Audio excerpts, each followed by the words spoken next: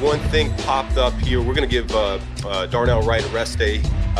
We track these guys, GPS and all that. And so, when the numbers get such, we're going to just make sure we're smart, particularly this early in camp. So he won't be out there today, but I think for the most part, all the injury stuff should be updated. And then in terms of practice yesterday, man, it was red zone, some 2-minute mixed in there. Thought there was really good competition across the board. Defense certainly early in practice got the better of the offense, and then I thought the offense started clicking towards the end there just a little bit better. So focus, intensity, it's all there right now, and we'll transition a little bit today and do a little bit of third down. Open it up from there. How's he going to look at right? Say it again. Well, how's he going to look at right? I have not talked to Coach Rochar. This was kind of a thing that we decided this morning to do. Yeah. The GPS kind of flagging. Yeah, we track it. It's no. It's accelerations, decelerations, it's volume. So it's a lot. It's a very complex formula that we're just trying to stay on top of this early in camp. Injury or was No injury. Rest day. And with Braxton, was the rest day always kind of built into the plan, or? Yes. Yeah. Very, very similar. Yeah, there we have a plan for everybody, and then we've got a great performance team that they're on top of things, they're ahead of it, and so when things start trickling down, we just want to be proactive rather than something minor turn into something big. Declan was saying yesterday, you can't waste failure on any individual play out here. You got to make the most of it and be productive with it. When you went back and looked at the red zone interceptions that Caleb had in 7-on-7, what did you kind of make of that to be productive with those going forward? Yeah, one of them was a bang play. I thought our receiver could run the route just a little bit better to separate more. I think in hindsight, he should see how tight that coverage is and keep progressing. I think he can learn from that one. And then the second one that he had down there was really, we talk about on the back of the end zone, high back 5 throws. So if you're throwing those things, it's got to be us or nobody.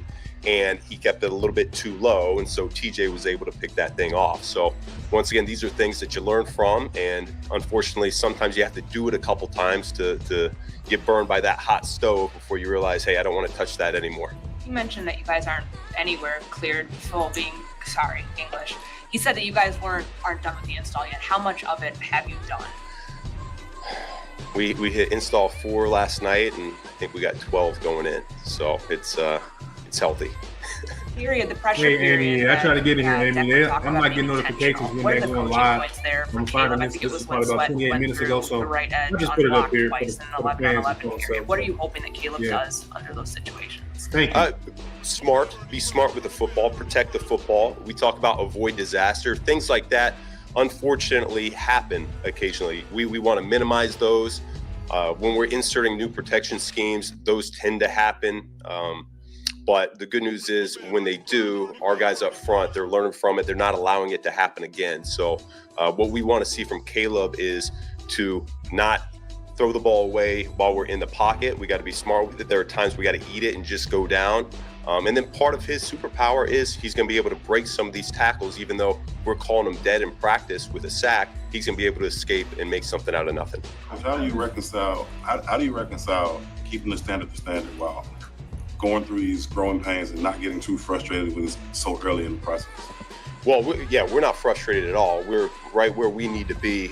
In fact, I told the unit last night to see where they came from the springtime to where we've been for 3 days. We're not having to coach alignment. We're not having to coach finish. We're not having to coach the standard, as you say. Now we're coaching football. Now we're reading coverage and we're able to accumulate reps. And like I alluded to before, the beautiful thing about it is our guys, man, they're learning. We're not making the same mistake twice. And that goes for the guy that's getting the rep, and that goes for the guys that aren't getting the rep. They're learning from everything. So, we're not frustrated whatsoever. How does your aggressive? It's good to hear that he's not frustrated. As an offensive coach, shape your vision for defensive football? Very similar, and that's where I've talked about it a few times with DA. His DNA, his thought process is very much the same. I mean, we were just talking about it the other day, just in terms of starting practice early with that pressure period. That's a good way to wake our guys up. There'll be some games that we want to go in and we want to do that. We want to heat up and put some pressure on the opposing offense. But at the same time, we're also going to be very smart and calculated when that occurs. So he's got a great feel for that, and that's the best thing about him having all the experience that he has. When you look at the game plan for Montez Sweat, what would you do for that when you would approach those games? Yeah, I mean, when he turns that thing on, he is hard in the pass rush game. It's hard to block him. You have to account for him. You move them around right side, left side, makes it even more difficult because you're looking to help your tackles out with some chips and some nudges. And if you don't know where he's going to be, then that makes it that much harder. So I think what I've seen from him, met with him in the springtime, and everything that we sat down and we talked about is exactly what he's been about. I think that speaks volumes for his character. He was very disappointed with how the season went last year, as a lot of the guys in the locker room were, both individually and as a team, and felt such a way, so compelled that he was here throughout the springtime, which is not something that he's done in the past. He's committed to this team. He's committed to getting better. And so I've been very pleased with what I've seen from him so far. And is it impressive that through the first day, right, you end up throwing the first team offense out of the drill. Second day, still have some pre-snap issues, but that third day, it seemed like the pre-snap issues were kind of all worked out. A couple false starts there, but it wasn't you having to stop the drill to tell them to re-rack the play. It's getting better. It's not where it needs to be, though. I made a big deal last night. The center quarterback exchange, we've had at least one each day, and that's that high school hairy stuff that we gotta get out of. And like you said, the procedure stuff as well. That's stuff we can clean up. The pre-snap penalties, that's what we want to eliminate. So we're not there, but like you said, I do feel it going down slowly. You work with Caleb. A lot of what you're describing over the last 6 months or so since you've been here is literally from the ground up. This program. How much, or what is reasonable to expect to have carried over from last year as you try to teach him? What does he already have from playing a full season? There really isn't a ton of carryover from what he was asked to do, the play calls or anything of that nature. I mean, he's always been very comfortable as a shotgun quarterback going back to college, and even last year. He's very comfortable in a 2-minute setting. He's very comfortable with tempo type plays. And so now we're asking him to be a little bit more structured in terms of the play calls. Sometimes there's multiple calls. Yeah, there's shifts, there's motions. There's a lot more going on mentally than probably there's ever been for him. And so at some point, this thing will start slowing down, and he's going to be able to catch up, and his physical ability will take over from there. But right now, because mentally it is what it is, he's playing a little bit slower than what he's capable of. Is there anything that is, he's not a rookie. Is there anything that you get from those didn't I say that yesterday? Games last year? He's not a rookie? Oh my God. Defenses, seeing personnel. Is there anything that is already built?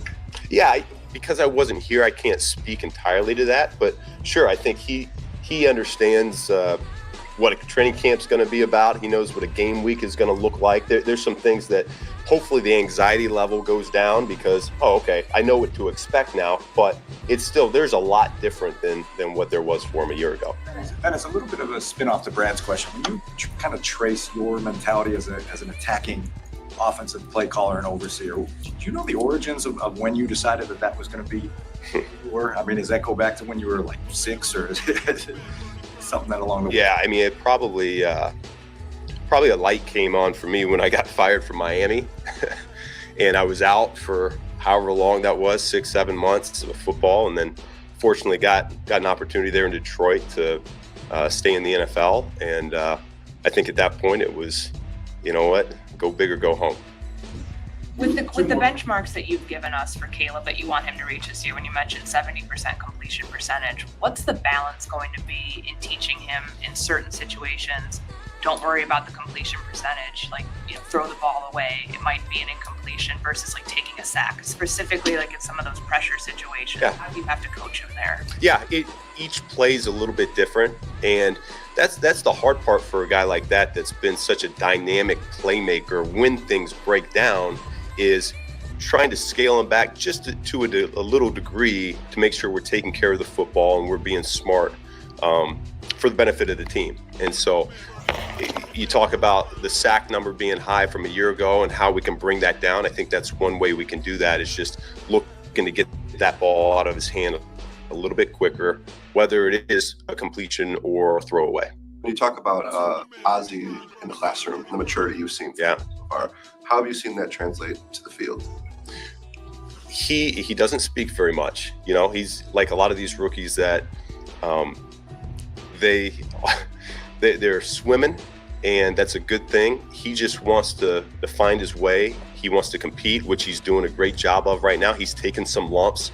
The defensive line in general, they got after the offensive line yesterday in practice, and so we're learning, we're growing from it. But he is mature, and when he has a misset, he looks to correct it. Coach Rochar, Coach Devan, they're all over him on that. And so the maturity level, guys like that have a lot of self-awareness of who they are as athletes, they tend to stick around in this league for a long time because they know what they're good at, they know their limitations, and they find a way. Yeah. Who's going to go today? Not today, but hopefully soon. Shout out to the 13 people in here, man. Look, I'm not getting notifications when the Bears are going live, man. Like, I don't know what's going on with that. So I'm just up, man. Everybody know me. I'm an early riser. I get up super early. So that was Ben Johnson's press conference this morning about 28 minutes ago, talking about how the defense and offense pretty much got a mesh, and how Caleb Williams needs to be a little bit more structured. He was talking about that. How somebody asked him that, Caleb is not a rookie, but at the same time, it's a little bit of anxiety. Everything is moving really fast for Caleb right now. So he was just speaking on the adjustment that Caleb Williams has to go through and has to break through as a second-year quarterback with a new offense. Then he talked about how the offensive line went after the defensive line yesterday. And I think Pat, the designer, shout out to Pat, asked him about how, what did Pat ask? Damn, it split my mind. Pat, the designer, asked him about the pre-snap penalties, and he kicked off the first team offense, the first practice, and Ben said it's getting better and better.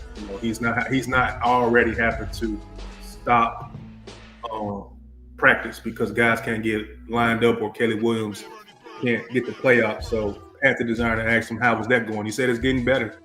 It's getting better and better. But shout out to the 16 people right here. This is Donut Milkman or G Walk, or whatever you want to call me. So that's what the press conference was about, everybody. It was quick, it was smooth, it was in and out. Ben Johnson seems like he's one of the people that he's not going to waste people's time, man. He's going to say what he needs to say. He's going to get off the podium. He's not going to over-talk, overanalyze. He's just going to say what it is and say, what's going on in practice. So I appreciate that from Ben Johnson. But I would also appreciate if Chicago Bears gave us notifications when you guys are going live. I know the practices are early, and maybe people are sleeping on their jobs and they can't put out a notification bell on YouTube, but we'll appreciate that so that way I can know. So I had to go back and scramble and get the footage for his press conference, and here it is, man. That's all it was. I'm G Walker, the CNG Podcast. Follow us on X, follow us on Twitter, follow us on YouTube. Shout out to the 19 people that came in here. Let's go, Caleb. Keep practicing, Caleb. The completion percentage matters in camp. Yes, it does. It's going to be okay. Just keep working at it, man. Iron sharpens iron. And they haven't even put the pads on yet. Once they really get it to put the pads on, they get to blocking. Caleb Williams is going to have his way with his defense in a couple of more practices, especially waiting for people like me who want to see him stack completions and, get those, gobble up those throws and wide receivers get those catches. I'm really excited to see that. But I think we'll see more catches and completion percentage from Caleb Williams once they put the pads on, when guys are really, really, really blocking. He has to really rely on his instincts and stuff like that. So let's go, Caleb. Nobody on my end is losing faith in Caleb Williams. That's stupid to say that. This is the third or fourth practice, but he has to learn how to play in structure. That's something I've been saying for the longest time. You got to just know how to do it. You got to get used to it. You got to see it. You got to understand it. You got to feel it. You got to be more instinctual when it comes to that. He used to be in the shotgun, and he used to play action and stuff like that, but that's not football all the time. You can't always be in shotgun. You're going to have to hit your targets on the step backs and the drop backs. He's just going to have to hit his targets. So, Caleb Williams will be fine, I think. You just got to see it. So that being said, I'm G Walker, man. I'm out of here. Peace.